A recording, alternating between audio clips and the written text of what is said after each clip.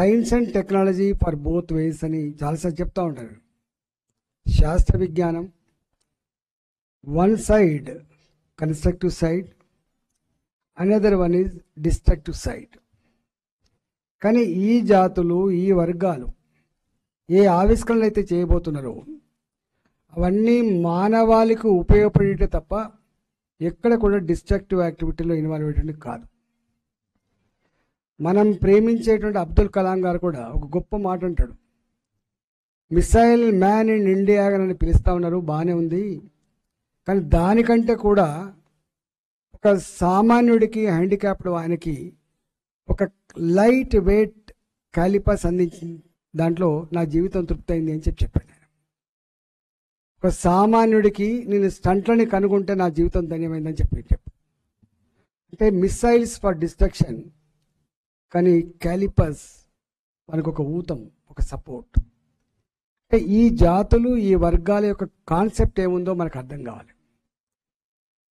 అందువల్ల ఇవాళ ఇంత ఆర్టిఫిషియల్ ఇంటెలిజెన్స్ వస్తున్నటువంటి ఈ రోజులలో అనేక రకాల శాస్త్ర విజ్ఞాన ఆవిష్కరణ జరుగుతూ ఉంది.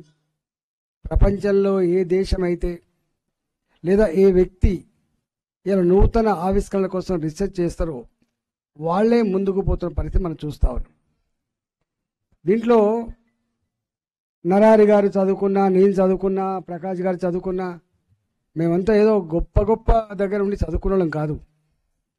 పేదరికం ఎదుగుదలకు శాపం కాదు. పేదరికం ఎదుగుదలకు శాపం కాదు. తెలివి ఎవరి సొత్తు కాదు. తెలివి ఇలా ఐక్యూ కులాలను బట్టి రాదు. అట్లయితే మేము పైకే వచ్చేటోళ్ళం కాదు. నేను హైదరాబాద్లో సోషల్ వెల్ఫేర్ హాస్టల్లో ఉండి చదువుకున్న బిడ్డను. నేను హైదరాబాద్లో సోషల్ వెల్ఫేర్ హాస్టల్లో ఉండి చదువుకున్న బిడ్డను. నేను 35 ఏళ్ల క్రితం, 35-40 ఏళ్ల క్రితం మేము ఎన్నడూ అనుకోలే ఇట్లా ఉద్యోగం, ఎంప్లాయ్మెంట్ కార్డు తీయాలి, ఉద్యోగానికి పోవాలంటే భావన అనుకోలే. మేము ఎందుకు మనకు మనంగా ఆలోచించుకొని ముందుకు పోవద్దనేటువంటి దాంట్లో మాకు పెద్ద సపోర్ట్ ఎవరు లేరు. మాకేం బ్యాంకులు సపోర్ట్ చేయలే, ఏం చేయలే. మొత్తానికి కింద పడి మీద పడి మేము వచ్చాం. రాజకీయాలకు రాకముందే నా ఒక 1000-1500 మంది ఎంప్లాయీస్ ఉండగలిగేటువంటి శక్తిని సంతరించుకున్నాం మేము. అంటే ఎందుకంటున్నా ఈ మాట అంటే, పేదరికం అనేది శాపం కాకుండా, పేదరికం అనేది నీ కమిట్మెంట్కి, నీ పట్టుదలకు అదొక సోపానంగా వాడుకోవాలని చెప్పి నేను కోరుతా ఉన్నా. నేను ఏ సమాజం అయితే ఇవాళ మేము పేదోళ్ళం, మేము గరీబోళ్ళం, మేము బీసీలం అని చెప్పి అంటున్నారో దాని నుంచి నువ్వు ఎదిగి ఒక మెసేజ్ ఇవ్వాల్సినటువంటి దాంట్లో ఉన్నావు. ఇవాళ నేను చూస్తున్నా అగ్గిపెట్టెలో చీరనేసేటువంటి టెక్నాలజీ ఎవరికి వస్తుందండి? దానికి నీకు రాకపోవచ్చు, పెద్ద గుర్తింపు రాకపోవచ్చు, కానీ అంటే అనేకం ఇట్లాంటి చెప్పదలుచుకుంటే కొన్ని వేలకు వేల ఇట్లాంటివి ఉన్నాయి. ఇవాళ విశ్వకర్మలు వాళ్ళ యొక్క మేధస్సు, ఇవాళ నేత కార్మికులు వాళ్ళ యొక్క మేధస్సు, మిగతా అనేక రంగాల్లో ఉన్నటువంటి వాళ్ళ మేధస్సు చూస్తుంటే అబ్బరపడతా ఉంటాం మనం. అందువల్ల మీరు ఎక్కడ కూడా ఇలా డిక్కీ ఏర్పడ్డది వాళ్ళకు ఒక సంఘం తప్పకుండా ఉండాలి. సంఘం దేనికి ఉండాలి? సంఘం యొక్క కాన్సెప్ట్ ఏంటంటే దీంట్లో గొప్పగా ఎదిగే వాళ్ళు ఉంటారు, ఎదగాలని ప్రయత్నం చేసే వాళ్ళు ఉంటారు, కొంత సపోర్ట్ కావాలని కోరుకుంటారు. కాబట్టి ఈ సంఘం ఆ ఎదిగిన వాళ్ళు మేధస్సు కలిగిన వాళ్ళు, కొంత వీక్గా ఉన్నటువంటి వాళ్ళు అందరినీ కలగలుపుకొని తీసుకుపోయేటువంటి ఒక పద్ధతి ఉండాలి తప్ప, దానికోసమే సంఘం తప్ప సంఘం మేము పేదోళ్ళం అనడానికి అయితే సంఘం ఉన్నట్టయితే నేను భావించట్లేదు. ఇవాళ డెఫినెట్గా డిక్కీ ఎంత గొప్పగా ప్రయత్నం చేసిందో నేను కళ్ళారా చూసిన.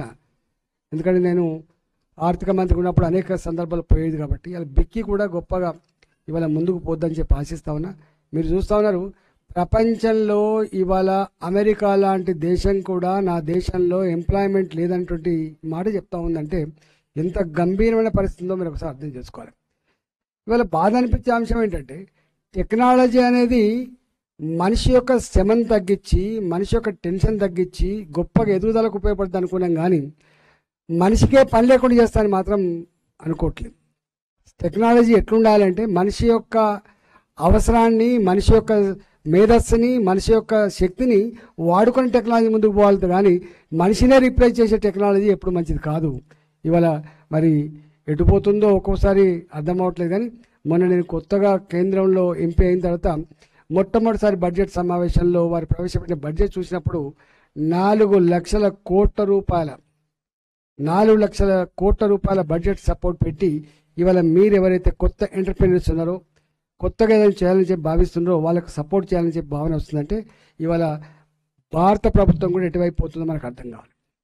మనం చూస్తూ ఉంటాం, ప్రపంచంలో మానవ శక్తి కలిగినటువంటి మొట్టమొదటి దేశం చైనా కాదు, భారతదేశం. గుర్తుపెట్టుకోండి, భారతదేశమే మానవ సంపద. ఒకప్పుడు మీరు ఇలా పెద్దవాళ్ళు కూడా ఉంటే తెలుస్తుంది, మనిషిని సంపదగా భావించిన సమాజం, మనిషిని సంపదగా భావించిన సమాజం మనిషిని ఎందుకు భారంగా భావిస్తుందో ఆలోచన చేసుకోవాలి. ఇవాళ మనం నీకేందా 5 మంది కొడుకులున్నారు, బ్రహ్మాండంగా ఎక్కడో అక్కడ పనిచేస్తున్నారు అని చెప్పేటువంటి రోజులలో, అంటే పర్సనాడు కన్నా పిల్లలైనా ఉండాలి, పర్సనాడు సంపాదించిన ఆస్తైనా ఉండాలని చెప్పుకున్నటువంటి మన దేశంలో ఎక్కడ పోయింది? 2 పిల్లలే భారమయ్యే పరిస్థితి ఎందుకు వచ్చింది? ఒకడికే ఆపరేషన్ చేసుకునే పరిస్థితి ఎందుకు వచ్చింది? మనం ఆలోచన చేసుకోవాలి చక్కగా. అందువల్ల ఇవాళ ప్రపంచంలో గొప్ప మానవ సంపద కలిగిన దేశంగా చెప్పుకునేటువంటి మనం మొత్తం ప్రపంచానికి అనేక దేశాలకు మేధస్సును అందిస్తున్నటువంటి మనం ఇవాళ మనం ఏ స్థాయిలో ఉన్నామో మనం చూస్తూ ఉన్నాం. బాధ అనిపించే అంశం ఏంటంటే ఇవాళ ఈ సమాజ ఎదుగుదలలో, ఈ టెక్నాలజీ ఎదుగుదలలో, సంపద సృష్టిలో నాకు తెలియదు ప్రపంచంలో ఏ దేశంలో ఏముందో నాకు తెలియదు, కానీ భారతదేశంలో మాత్రం గొప్ప మానవతా కోణంలో ఉండే రాజ్యాంగాన్ని అందించిన మహనీయుడు బాబాసాహెబ్ అంబేద్కర్ గారు. ఆయన ఒకటే మాట చెప్తాడు, డెవలప్మెంట్ విత్ ఈక్వల్ డిస్ట్రిబ్యూషన్ అని చెప్పి ప్రవచించిన మహనీయుడు బాబాసాహెబ్ అంబేద్కర్ గారు.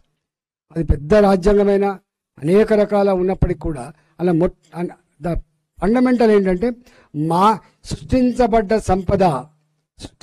సంపద ప్రజలందరికీ కూడా అవసరాలు తీర్చేదిగా ఉండాలని చెప్పి ప్రవచించిన మహనీయుడు, ఒక సోషల్ యాంగిల్ని ఆవిష్కరించిన మహనీయుడు అంబేద్కర్.